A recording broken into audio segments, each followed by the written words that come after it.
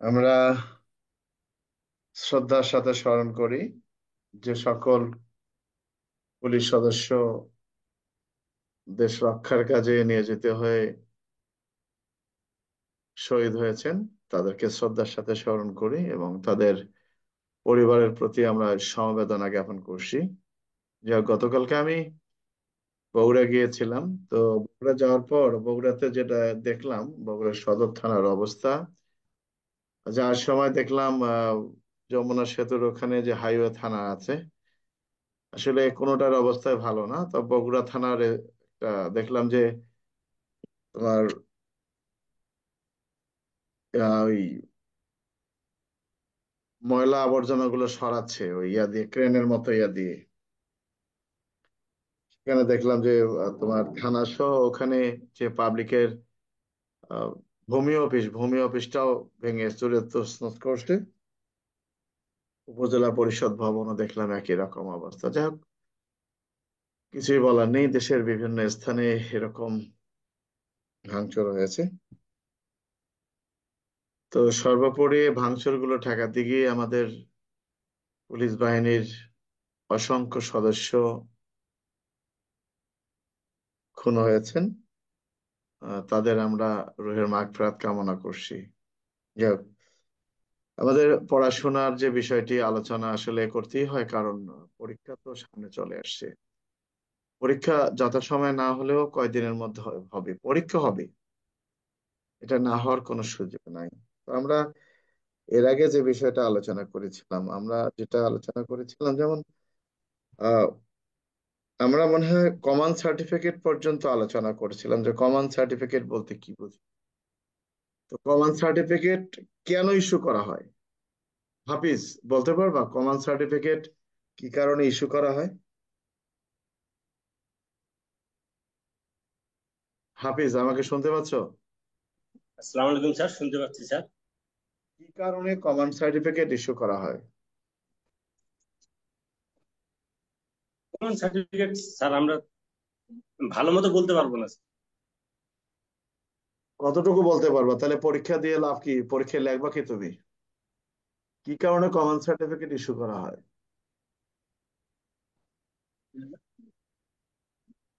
Common certificate sir, এটা CC বলে যে আমরা ডিউটি করি। এটা কি কারণে ইস্যু করা হয়? কারণটা কি? কে সামেদুল, কমন সার্টিফিকেট ইস্যু করার উদ্দেশ্য কি?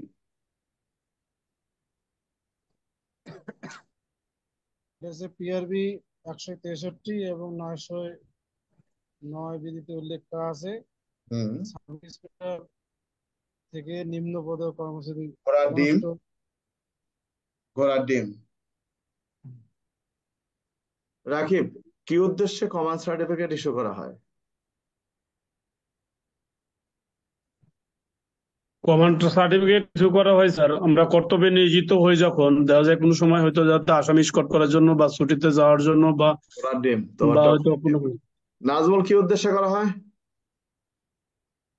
বিআরবি 909 বিধিতে উল্লেখ করা আছে কমন সার্টিফিকেট ইস্যু করা হয় এই লক্ষ্যে যে একজন পুলিশ সদস্য কিনা, তার পদবি কি এবং কোথায় ডিউটি অর্থাৎ কমন সার্টিফিকেট ইস্যু করার উদ্দেশ্য হলো যে একজন পুলিশ সদস্যকে কোন কাজে, কোথায়, কার নিকট প্রেরণ করা হয়েছে, কতক্ষণ পর্যন্ত তিনি ওই স্থানে দায়িত্ব পালন করবেন,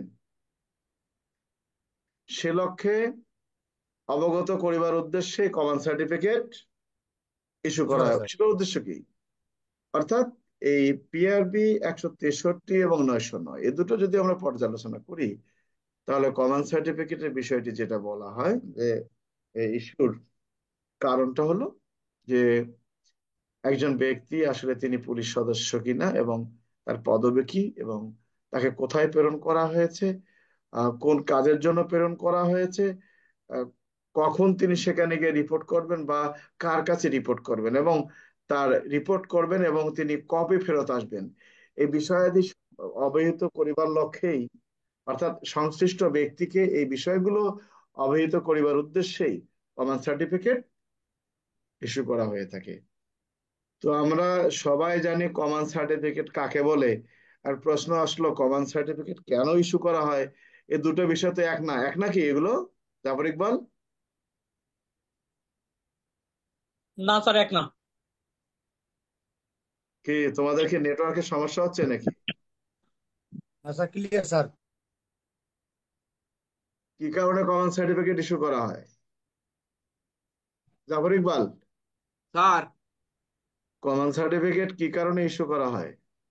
স্যার কর্তব্য প্রণীত বহনীয় হুকুমনামা, ওই হুকুমনামা বলে আমরা কর্তব্য কার্য সম্পন্ন করে থাকি। পিএরপি 163 এবং ওরা পিএরপি 909। করছে কি, বুঝছো কি? আমরা বললাম নয়। কমন সার্টিফিকেট ইস্যু করা হয় এই উদ্দেশ্যে, সেটি হলো যে যে পুলিশ সদস্যকে সেখানে প্রেরণ করা হয়েছে তার নাম, পদবি, তার পরিচয়, কি কারণে তাকে প্রেরণ করা হয়েছে, এবং তিনি কার নিকট গিয়ে রিপোর্ট করবেন এবং কি কি দায়িত্ব পালন করবেন, সেগুলো তিনি যেন সেখানে গিয়ে এই দায়িত্বগুলো পালন করতে পারেন, সে উদ্দেশ্যেই কমন সার্টিফিকেট ইস্যু করা হয়েছে। কে রাকিব, ঠিক আছে আমার কথা? জি স্যার। স্যার, প্রজাতন্ত্রের কর্মচারীর উপর সমন জারির প্রক্রিয়া আলোচনা করুন। এটা কত হাফিজ বলতে পারো? কত ধারা? স্যার সমনজারি 68। আমি যে কথাটা বলছি যদি উত্তর দিতে না পারো ভাই, তুমি অযথা ক্লাস করো না, অযথা তোমার টাকাটা নষ্ট করে কি লাভ হবে? এই যে তুমি এখন ঘুমাবা, না ঘুমাইয়া তুমি ক্লাস করতেছো, লাভ নাই তো যদি এগুলো না জানো। প্রজাতন্ত্রের কর্মচারীর উপর সমন জারির পদ্ধতি বর্ণনা করুন। এই ছোটখাটো বিষয়গুলো তুমি যদি না বোঝো তাহলে তো তোমার, বুঝবো যে তুমি কোনো পড়াশোনাই করো নাই, তো তোমাকে তো পাস করানোর কোনো সুযোগ নেই। এটা বাস্তবতা। আমার কথাগুলো খারাপ মনে করো, যেটাই মনে করো। না, সঠিক স্যার। একটা লোক পরিশ্রম করে কি জন্য? সফলতা অর্জনের জন্য। তো একেবারে যদি তুমি জিরো জিরো হও তাহলে তোমার জন্য এবছরের ক্লাসের দরকার নেই, পরীক্ষার দরকার নেই। তোমাকে আগামী বছরের জন্য প্রিপারেশন নিতে হবে এখন থেকে। তো বাস্তব জিনিস। প্রজাতন্ত্রের উপর সমন জারির প্রক্রিয়া আলোচনা করুন। রাকিব, কিভাবে লিখবো? লিখবো স্যার হলো 1898 সালে ফৌজদারি কার্যবিধি আইনের 172 ধারা, ডিম, না সরি, বাহাত্তর, ঘোড়ার ডিম, 72 বেশি বোঝা। আজাদ, আজাদ, প্রজাতন্ত্রের কর্মচারীর উপর সমন জারির পদ্ধতি বা প্রক্রিয়া আলোচনা। ফৌজদারি কার্যবিধি আইনে 72 আছে। যার প্রতি সমন জারি করা হবে সে যদি সরকারি কর্মচারী হয়, তাহলে সেই কর্মচারীর অফিস প্রধানের বরাবর সমানের 2 কপি প্রেরণ করবে এবং 1 কপি, সমানের 2 কপি প্রেরণ করার পর 1 কপি কোর্টে ওই মানে প্রাপ্তি স্বীকার পত্র প্রেরণ, 1 কপি কোর্টে প্রেরণ করবে আর 1 কপি কাছে থাকবে তার। প্রজাতন্ত্রের কর্মচারী আমরা লিখবো যে প্রজাতন্ত্রের, অর্থাৎ জাহান নামে সমন ইস্যু করা হয়েছে বা জাহান নামের সমন জারির নির্দেশ পাওয়া গেছে, সেই ব্যক্তি যদি কোনো প্রজাতন্ত্রের কর্মচারী হয়ে থাকেন তাহলে ওই কর্মচারী যার আওতাধীন সেই কর্তৃপক্ষ বরাবর 2 কপি সমন প্রেরণ করতে হবে নাকি? জি স্যার। আচ্ছা, তার মানে এই সিআরপিসির 72 ধারার বক্তব্যটা হলো যে যদি কখনো প্রশ্ন আসে যে একজন পুলিশের প্রতি সমন জারির পদ্ধতি আলোচনা করুন, বা ক নামক পুলিশ কনস্টেবল তিনি রংপুর জেলায় কর্মরত আছেন, তিনি ঢাকার একটি হত্যা মামলার প্রত্যক্ষদর্শী সাক্ষী, এই ক নামক পুলিশ কনস্টেবলকে ঢাকায় সাক্ষ্য প্রদানের লক্ষ্যে কার নিকট সাক্ষ্যের সমন প্রেরণ করতে হবে, সাক্ষীর সমন প্রেরণ করতে হবে, তখন মনে করতে হবে এটা 72 ধারার প্রশ্ন। অর্থাৎ প্রজাতন্ত্রের যারা কর্মচারী আছে, এই কর্মচারীর প্রতি যদি সমন জারির প্রয়োজন দেখা দেয় তাহলে এই কর্মচারীটা যে ব্যক্তির আওতাধীন তার নিকট এটা প্রেরণ করতে হবে, অর্থাৎ তার কর্তৃপক্ষ বরাবর প্রেরণ করতে হবে। আমার কথা কি বুঝতে পারছো না বোঝো নাই? জি, বুঝতে জান্নাতুল, পারছি স্যার। জান্নাতুল,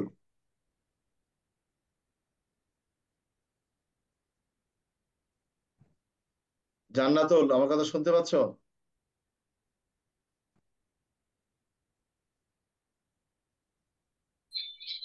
জি স্যার, শুনতে পাচ্ছি। কি বুঝলা বলো? প্রজাতন্ত্রের কর্মচারীর উপর সমন জারির পদ্ধতি। সিআরপিসির 72 দ্বারা উল্লেখ করা আছে, যদি ইসের কোনো সাক্ষী হয় তাহলে সরকার তার আহ অফিসের ইতে পাঠাইতে হবে আর কি। ওই তুমিও এরকম, এই যে শোনো, এই যে বই দেখে পড়াশোনা করলে হবে না। তোমরা এমনও আসতে পারে নীতি নির্ধারণ যে তোমাদের উইদাউট বুকে পরীক্ষা হতে পারে, এটা খেয়াল রাখবা। তখন কিন্তু পাশ করার সুযোগ নেই। উইদাউট বুকেও তোমাদের পরীক্ষা হতে পারে।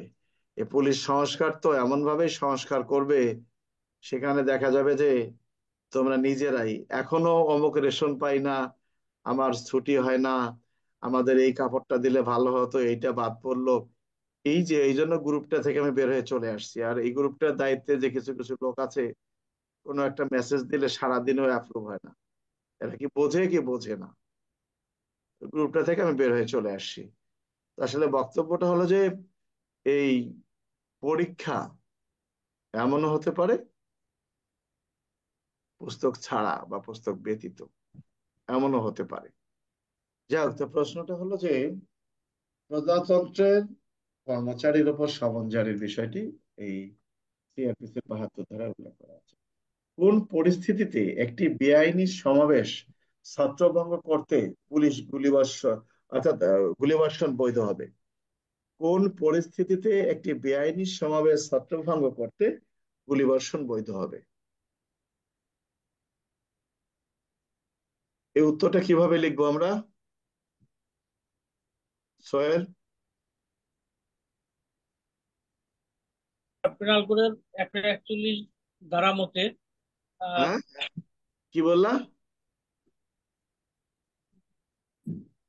কোথায় গেলা তুমি? প্রশ্ন হলো কোন পরিস্থিতিতে একটি বেআইনি সমাবেশ ছত্রভঙ্গ করতে গুলিবর্ষণ বৈধ হবে, কোন ধারা?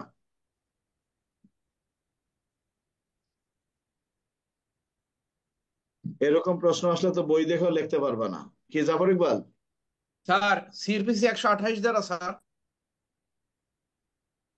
আসলে 128 ধারার প্রশ্ন না, এটা সিআরপিসির প্রশ্ন না, এটা পিআরবির 153 প্রশ্ন। আমাদেরকে লিখতে হবে যে পিআরবি 153 বিধিতে উল্লেখ করা আছে পুলিশ বেআইনি সমাবেশ ছত্রভঙ্গ করতে গুলিবর্ষণ করতে পারে। অর্থাৎ সিআরপিসির 127 ধারার কার্যক্রম পালন করিবার পরও যদি কোনো বেআইনি সমাবেশ ছত্রভঙ্গ না হয়, সেক্ষেত্রে সংশ্লিষ্ট ঘটনাস্থলে উপস্থিত কোন থানার অফিসার ইনচার্জ তিনি উক্ত বেআইনি সমাবেশ ছত্রভঙ্গ করিবার লক্ষ্যে বেআইনি সমাবেশে অবস্থানরত ব্যক্তিদের বিনা পরোয়ানায় গ্রেপ্তার করতে পারবেন, তাদেরকে ছত্রভঙ্গ করিবার উদ্দেশ্যে শক্তি প্রয়োগ করতে পারবেন এবং প্রয়োজনে বেসামরিক পুরুষ ব্যক্তির সাহায্য নিতে পারবেন। এই বেসামরিক পুরুষ ব্যক্তির সাহায্য, ছত্রভঙ্গ এবং বিনা পরোয়ানায় গ্রেপ্তার করিবার পরও যদি পরিস্থিতি নিয়ন্ত্রণে আনা না যায়, সেক্ষেত্রে তথায় উপস্থিত সংশ্লিষ্ট পুলিশ অফিসার বেআইনি জনতা ছত্রভঙ্গ করিবার লক্ষ্যে বিআরবি 153 বিধি অনুযায়ী আগ্নেয়াস্ত্র ব্যবহার করতে পারেন। আর এই রকম কারণেই তাদের আগ্নেয়াস্ত্র ব্যবহার করাটি বৈধ, তাদের গুলিবর্ষণটা বৈধ। অর্থাৎ সিআরপিসি 127 ধারা গাইতে হবে, 128 ধারা গাইতে হবে, এরপরে 153। কিন্তু উত্তরটা লেখা শুরু করতে হবে পিআরবি 153। একজনে বললো 141 ধারা। কি পড়ছো তুমি এতদিন? হ্যাঁ, কে? সোহেল, কি পড়ছো? কিছু পড়ছো? প্রশ্নটা বুঝি নাই স্যার। প্রশ্ন বুঝবা কেমনে? পড়লে না বুঝবা, না পড়লে কেমনে বুঝবা?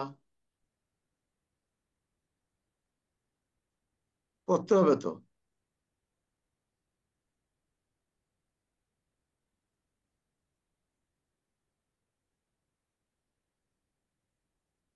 আরে কত কষ্ট, কত দুঃখ, কে আইজি হবে, কে কি হবে, কত কিছু। হ্যাঁ, সব আল্লাহর লীলা খেলা, কখন কি হয় কিচ্ছু বলা যায় না। জি স্যার। যাক, তাহলে আমরা কি বুঝলাম? কোন পরিস্থিতিতে একটি বেআইনি সমাবেশ ছত্রভঙ্গ করতে গুলিবর্ষণ বৈধ হবে? আমরা এই উত্তর কিভাবে লেখা শুরু করব? পিএলপি 153 দিয়ে শুরু করবো স্যার।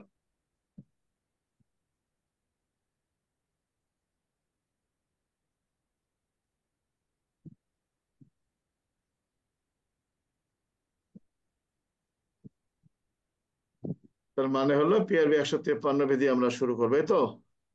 জি স্যার। Good. সেখানে আমরা লিখবো যে পিআরবি 153 বিধিতে উল্লেখ করা আছে সিআরপিসির 127 ধারা অনুযায়ী বেআইনি সমাবেশ ছত্রভঙ্গ করিবার লক্ষ্যে থানার অফিসার ইনচার্জ বা ভারপ্রাপ্ত কর্মকর্তা তিনি কি করতে আদেশ দিতে পারেন, এবং এই আদেশ পাওয়ার পর যদি বেআইনি যেন ছত্রভঙ্গ না হয় তাহলে সিআরপিসির 128 ধারায় উল্লেখ করা আছে যে 27 ধারার বিধান পালন করিবার পরও যদি ছত্রভঙ্গ না হয় সেক্ষেত্রে তাদেরকে ছত্রভঙ্গ করিবার নিমিত্তে পুলিশ অফিসার কি করতে পারেন, বেসামরিক পুরুষ ব্যক্তির সাহায্য নিতে পারেন, প্রয়োজনে বিনা পরোয়ানায় গ্রেপ্তার করতে পারবেন এবং শক্তি প্রয়োগ করতে পারবেন। এত কিছু করার পরও যদি পরিস্থিতি নিয়ন্ত্রণে আনতে না পারেন সেক্ষেত্রে কি করতে পারেন, এই পিআরবি 153 বিধি অনুযায়ী আগ্নেয়াস্ত্র ব্যবহার করে পরিস্থিতি নিয়ন্ত্রণ দেওয়া। এবং এই বেআইনি সমাবেশের পরিস্থিতি যদি এমন হয় যে শক্তি প্রয়োগ করেও তাদেরকে ছত্রভঙ্গ করা সম্ভব হয় সেক্ষেত্রে তাদের আগ্নেয়াস্ত্র বা গুলি বর্ষণ করাটা বৈধ। বিষয়টা কি বুঝতে পারছো না, বোঝো নাই? বুঝতে পারছি স্যার। রাজলক্ষ্মী,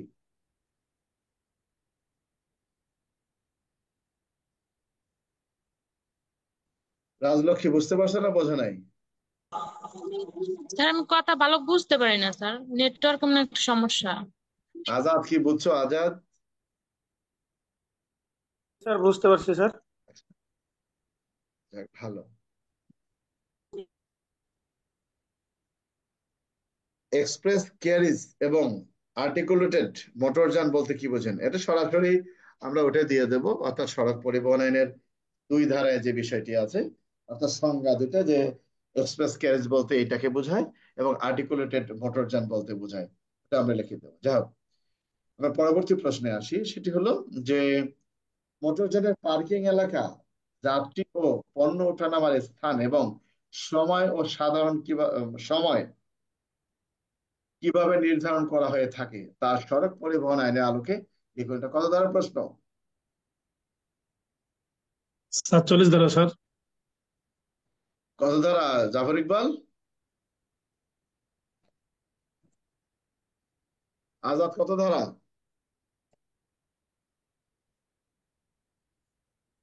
কি আমার 47 স্যার। 47। সিআরপিসি 47, সড়ক পরিবহন আইনে 47 ধারা স্যার। কি বলা আছে এখানে? পার্কিং। কি বলা আছে সোহেল এই 47 ধারায়?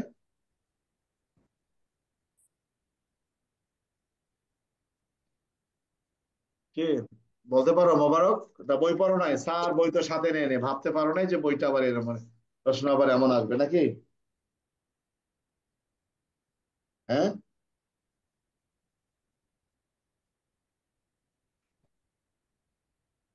সড়ক পরিবহন আইনের 47-এর ক্লোজ 3 হবে স্যার। কি বলা আছে সেখানে?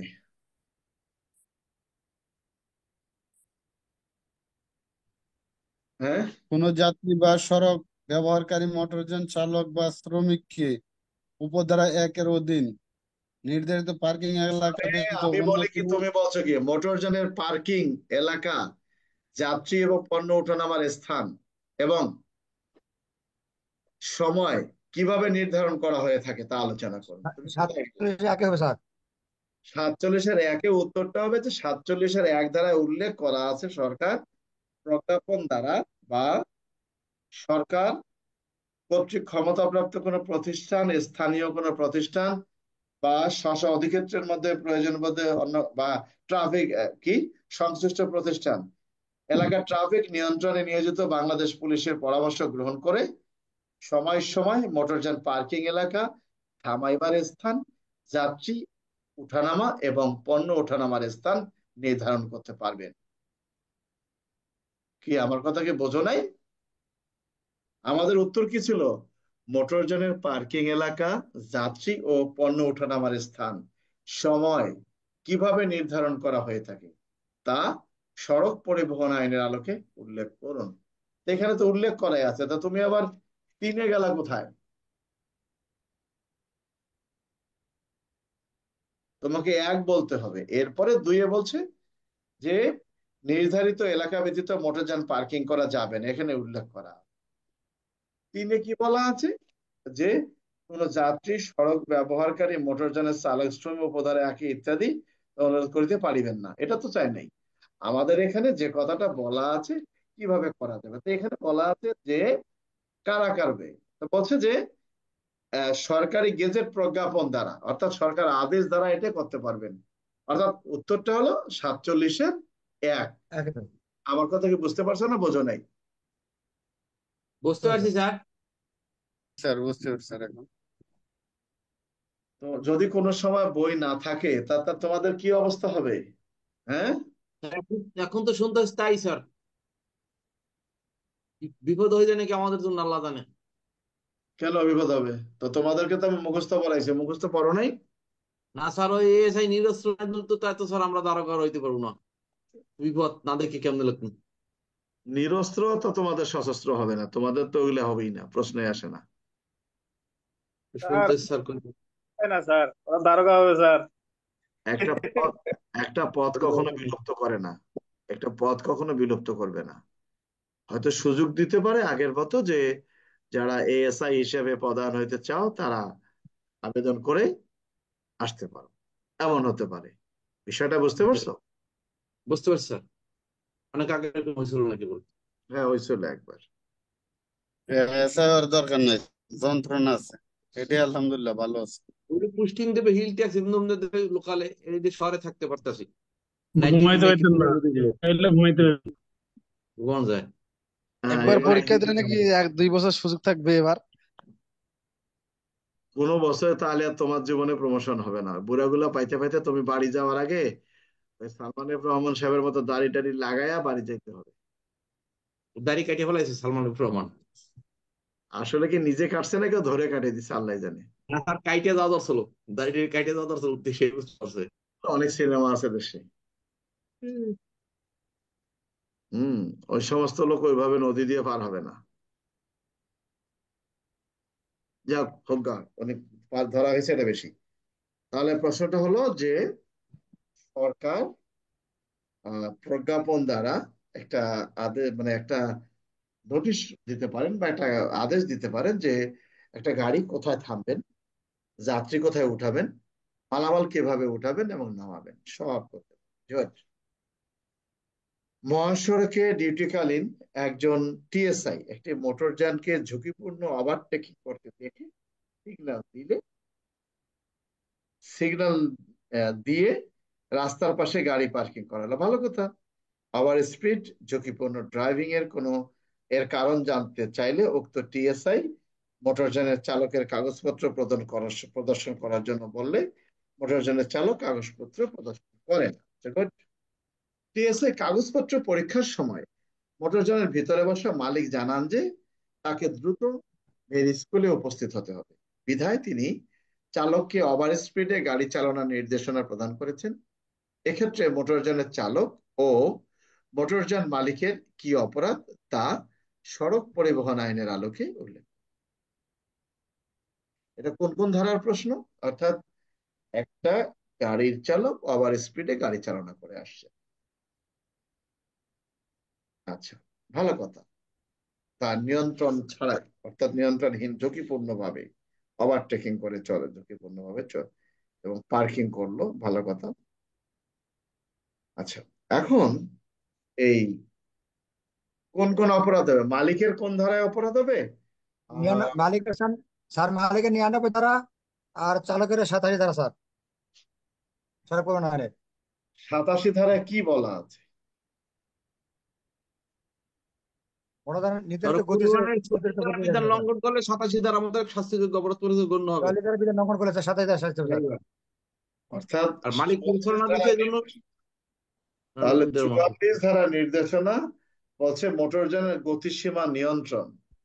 তো এখানে তো আসলে তোমাদের একটা জিনিস বুঝতে হবে, এখানে শুধুমাত্র এই কথাটা তোমাদেরকে বুঝতে হবে, ভালো কথা। আমরা প্রশ্নটা আবার পড়ি, ভালো করে বোঝো। মহাসড়কে একজন টিএসআই ডিউটি করতেছে, একটা মোটরযানকে ঝুঁকিপূর্ণ ওভারটেকিং করতে দেখে সিগন্যাল দিয়ে রাস্তার পাশে দাঁড় করান। ভালো ভালো। 44-এ কি বলা আছে? মোটরযানের গতিসীমা এখানে কোথায়?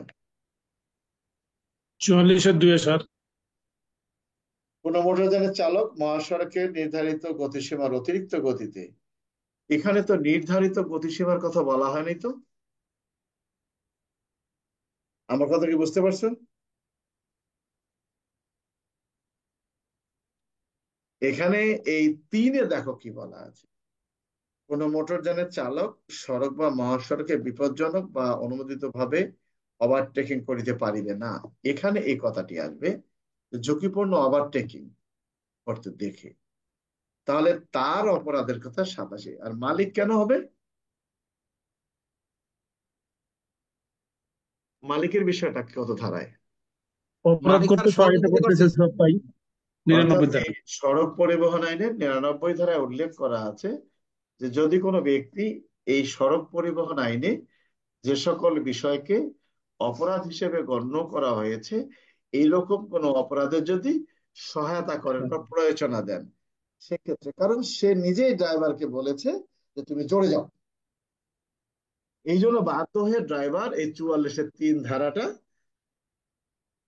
লঙ্ঘন করেছে।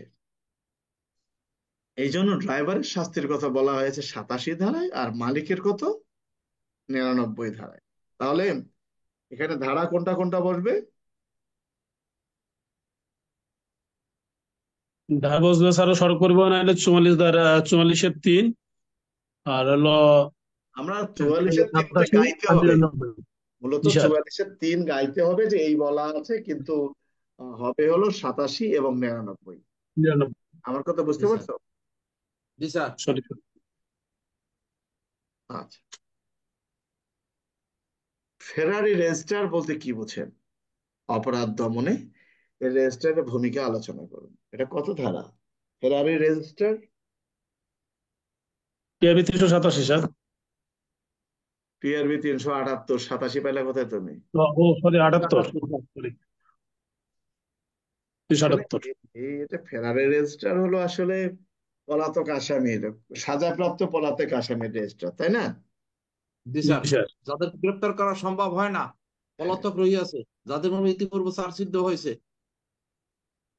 অপরাধ দমনে এ রেজিস্ট্রারের ভূমিকা আলোচনা করুন। কি হবে অপরাধ দমনে এ রেজিস্ট্রার দিয়ে? কিভাবে আমরা লিখব? অর্থাৎ এই রেজিস্ট্রারে যে অপরাধ দমনে যে মারাত্মক ভূমিকা পালন করে, এটা আমরা কিভাবে লিখব? হ্যাঁ, কে?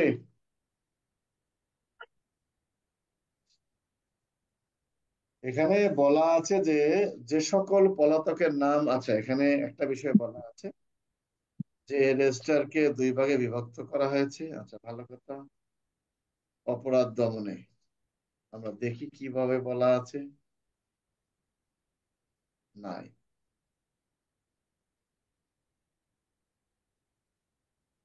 এখানে কোন থানার বসবাসকারী বা যোগাযোগ রক্ষাকারী, ফেরার অপরাধী বা দণ্ডপ্রাপ্ত পলাতক আসামির রেজিস্টার। ভালো কথা।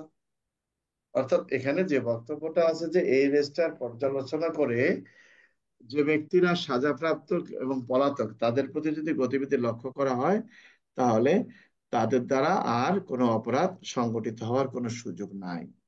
এভাবে লিখতে হবে, ওইখানে বানাই টানে এগুলো লেখা ছাড়া আর কোনো উপায় নেই। এর সাথে 1118 আছে কিন্তু পিআরবি, জানো তো? কত স্যার? 1118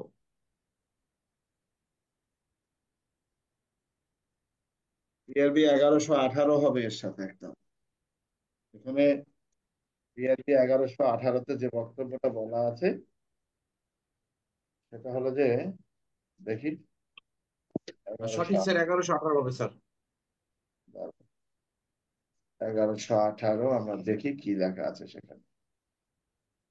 পলাতক আসামিদের রেজিস্টার। না, এখানে আরেকটা বিষয়, ওখানে একরকম এখানে আরেক রকম আছে। পলাতক অপরাধীদের রেজিস্টার বলছে যে পুলিশ সুপার অফিসে পলাতক অপরাধের রেজিস্টার রাখতে হবে, যাতে তাদের বাড়ি, জেলার মধ্যে তাদের নাম ঠিকানা বিস্তারিত।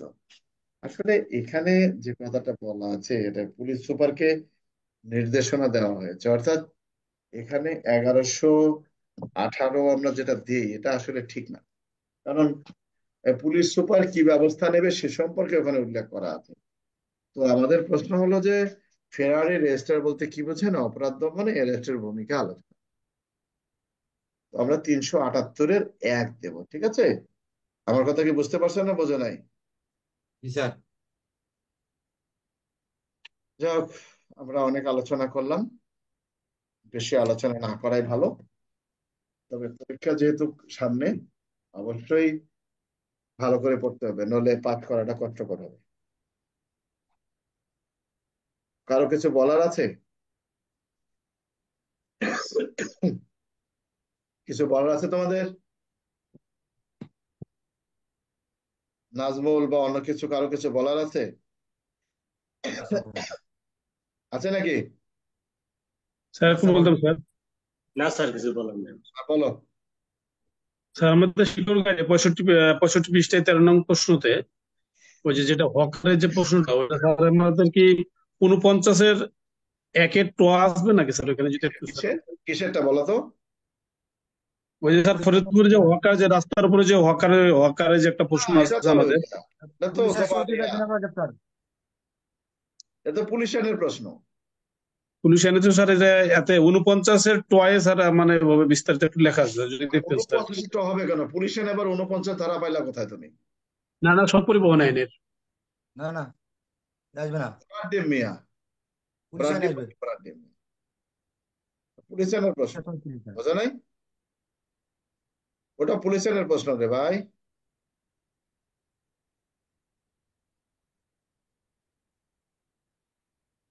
আর কারো কিছু বলার আছে?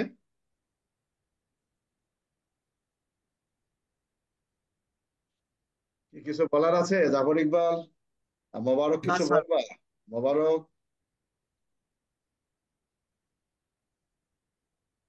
কি স্যার কিছু মোবারক বলার নাই? তাহলে এখন বলার হলো পড়াশোনা ভালো করে করতে হবে। আর হাফিজ, তোমার জি স্যার। উদ্দেশ্য বেশি হলো পড়তে হবে ভালো করে, না পড়লে হবে না। জি স্যার স্যার, পারবে স্যার, করতে করতে পারবে স্যার। হ্যাঁ, এরকম করে পড়লে তো আসলে বিপদ। এবার না। যেহেতু কারো কিছু বলার নেই, আমার সবার জন্যই একটা স্যার বক্তব্য ওই হলো, যে রেকর্ডটা স্যার পাইতেছি না স্যার, সে কি ডাউনলোড ওটা দেওয়া আমরা করি হচ্ছে? নাই, ওটা ইয়েতে পাবা, ওই যে ইউটিউবে পাবা, ইউটিউবে গেলে পেয়ে যাবা। স্যার গত গত ক্লাসের ওটাও আছে স্যার। না, ওটা দেয় নাই, ওটা গত কোনো ক্লাসেই তো হয়নি, গতকালকে এর আগের স্যার বার। স্যার আমাদের যে ইয়েটা আছে স্যার, এটা দিলে পাওয়া যাবে স্যার, ওইটা তো ঢুকে পাইতেছি না। আজকের উদ্বোধনী ক্লাস করছে স্যার। না, আমরা আচ্ছা সব সব ইউটিউবে দেবো, আমরা এখানে দেবো না, ঠিক আছে? সামনে যেহেতু পরীক্ষা, কেউ যদি আমাদের ক্লাস দেখে শিখে, শিখুক, কোনো সমস্যা নেই। সবাই ভালো থাকো, সবাই শিকড় ল লিখলে ইউটিউবে দেখতে পারবা। ওখানে স্যার তোমাদের কোনো ডাউনলোড করে নামানো যায়? নামানো, ডাউনলোড করে নামানোর দরকার কি? ওখানে স্থায়ী থাকলো, তুমি যে কোনো সময় ভিতরে ঢুকে দেখতে পারবা তো। স্যার অনেক সময় নেটওয়ার্কে ডিস্টার্ব করে, তো নেট পাওয়া যায় না, তাও ডাউনলোড করে আনলে সব সময় করা যায়, রিল্যাক্সে দেখা যায় স্যার। আর ইউটিউব তো ভাই সবসময় খোলা থাকে, বুঝতে পারছো? ইউটিউবে তুমি ইচ্ছা করলেই ল গাইড শিকড়, ল ইংরেজিতে LAWGIUD, শিকড় লেখলেই ওখানে আমাদের গুলো পাবা, সেখানে তোমাদের হ্যাঁ, আগে, পাইছি তো স্যার, ইউটিউব পাইছি স্যার। ওইখানে তোমাদের কমেন্টস থাকলে কমেন্টস করবা, তারপর সাবস্ক্রাইব করে না কি করে, ওইটা করলে দেখা যাবে যে যখনই আসুক তোমার কাছে চলে যাবে, বুঝতে পারছো? তোমাদের কোনো মন্তব্য থাকলে সেখানে লিখবা, এটা লিখতে হয়, লিখলে দেখা যায় যে আস্তে আস্তে তোমাদের এই এইগুলো তোমাদের ডেভেলপ হবে আরো, মানে আমাদের এই গ্রুপটা আরো ডেভেলপ হবে। তো সবাই ভালো থাকো, ধন্যবাদ সবাইকে, কালকে কথা হবে, জি, ধন্যবাদ।